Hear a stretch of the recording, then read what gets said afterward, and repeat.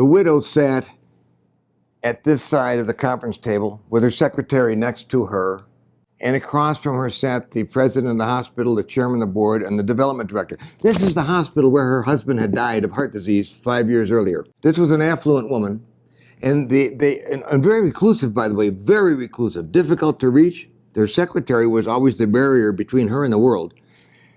But they had gotten to her and asked her to come in and review an architect's model of a wing that they were building that would be dedicated to heart disease, the disease that killed her husband. They explained what they were doing, told her it was a $5 million project.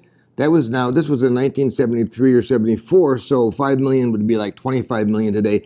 They explained what they were up to, and they asked her if she would make a leadership gift for the capital campaign that was going to begin in 5 or 6 months. She was ready to write a check. And they said they'd take one. She leaned over to her secretary and they whispered. Secretary took out a checkbook. They looked at it and she said, well, I'll write a check now, but you'll have to hold it for a few days until I can cover it. They said, that's great. Sure, we'll hold it. They were hoping, of course, for $200,000 gift or $250,000. They hadn't had time to name a price because she jumped on it so quickly. She wrote a check, turned it over and handed it over.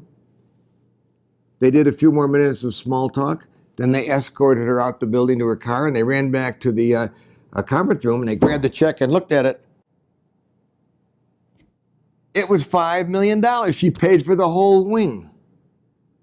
There was no need for a capital campaign.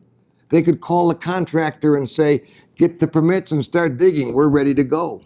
The lesson is, never underestimate the willingness of your prospect to provide you with the funding so you can make great things happen.